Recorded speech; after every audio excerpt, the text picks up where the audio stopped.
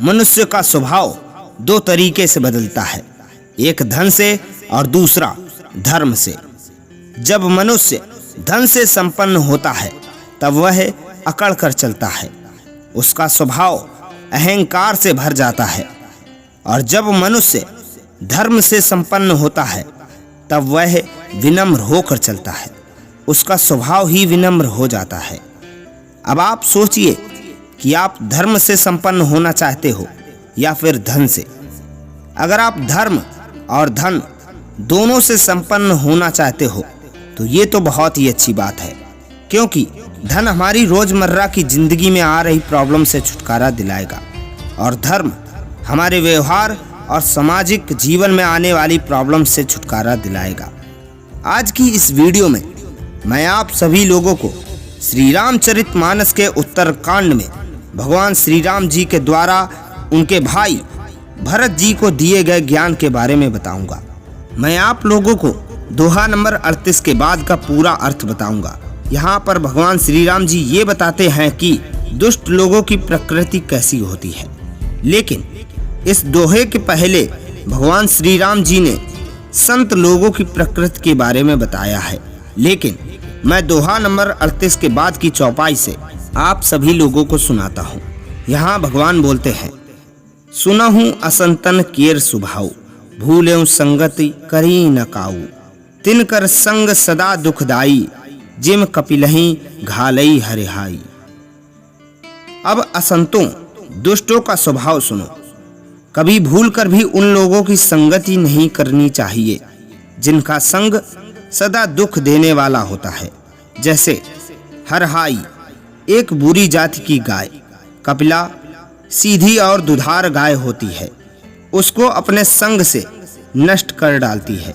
इसलिए इस बात पर बहुत ही ज़्यादा ध्यान दें कि आप किन लोगों के साथ में रहते हैं, किन लोगों की संगत में रहते हैं। खलन हृदय अति ताप विसेखी, जरहि सदा पर संपत्ति देखी, जह कहूँ निंदा सुनहि पराई, हर्षई मनहु परी निधि पाई। दुष्टों के हृदय में बहुत अधिक संताप रहता है। वे पराई संपत्ति या सुख को देखकर सदा जलते रहते हैं। वे जहाँ कहीं दूसरों की निंदा सुन पाते हैं वहाँ ऐसे हर्षित होते हैं मानो रास्ते में पड़ा हुआ खजाना पा लिया हो। इसलिए ना तो कभी किसी की निंदा करो और ना ही कभी किसी की निंदा को सुनकर उत्साहित होइए। काम क्रोध मद लोभ परायण, निर्दय कपटी कुटिल मलायन, बैरु अकारण सब काहू सो, जो कर हित अनहित ताहू सो। वे काम क्रोध मद मतलब नशा और लोभ में ही उनकी अत्यासक्ति या यही उनका अंतिम लक्ष्य होता है, तथा निर्दयी कपटी कुटिल और पापों के घर होते हैं। वे बिना ही कारण सब किसी से बैर किया करते हैं। जो भलाई करता है उसके साथ भी वे बुराई करते हैं। झूठई लेना झूठई देना, झूठई भोजन झूठ चबेना, बोलहि मधुर वचन जिम मोरा, खाई महा अहि हृदय कठोरा।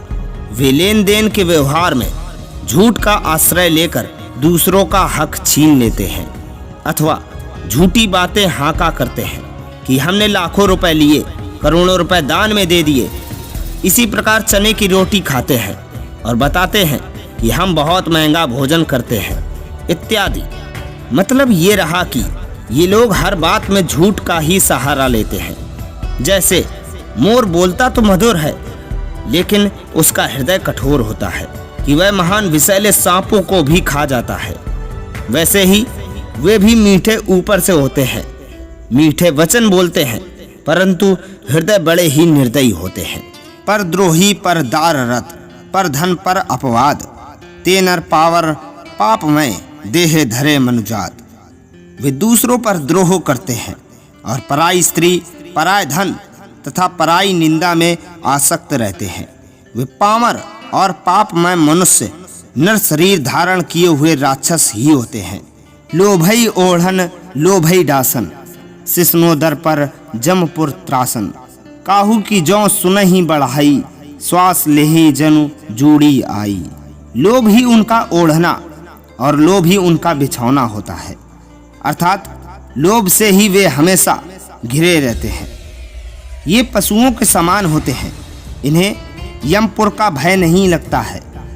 अगर किसी की बड़ाई सुनते हैं तो वे ऐसी दुख भरी सांस लेते हैं जैसे उन्हें जूड़ी आई हो।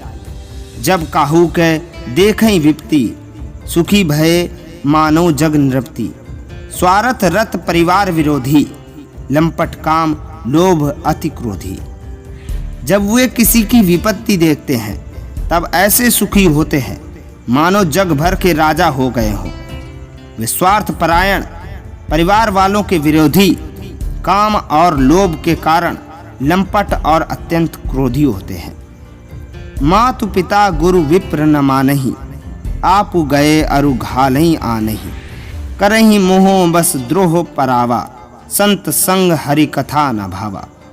वे माता पिता, गुरु और ब्राह्मण किसी को नहीं मानते हैं, खुद तो नष्ट हुए ही रहते हैं, साथ ही अपने संग के दूसरों को भी नष्ट करते हैं।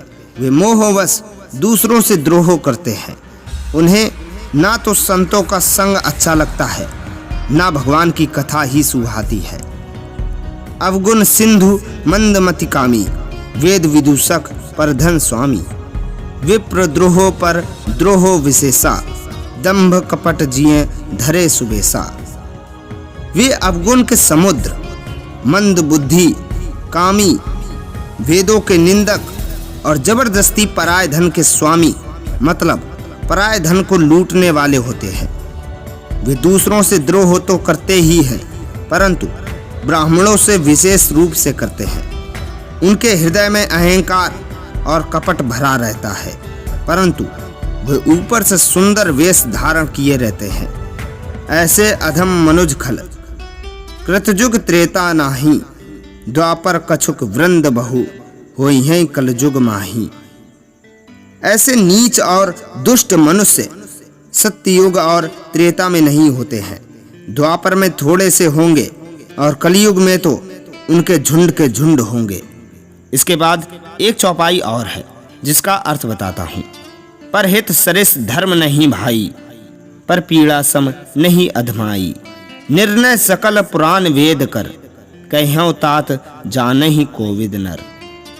हे भाई, दूसरों की भलाई के समान कोई धर्म नहीं है और दूसरों को दुख पहुंचाने के समान कोई नीचता या पाप नहीं है। हे तात, समस्त पुराणों और वेदों का यह निर्णय मैंने तुमसे कहा। इस बात को पंडित लोग जानते हैं। इसी के साथ ये वीडियो कैसा लगा कमेंट करिएगा।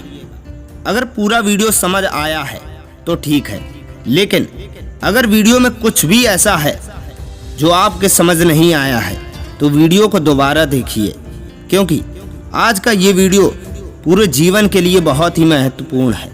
और एक बात, ज्ञान ना होने से ज़्यादा भयानक होता है अधूरा ज्ञान होना। इसलिए ज्ञान को पूरा ग्रहण करिए और कमेंट करके बताइएगा इस वीडियो में क्या क्या आपको अच्छा लगा है। इसी के साथ कुछ ऐसा कर जाना जो तुम्हारे जाने के बाद ये दुनिया तुम्हें याद रखे। Thank you so much.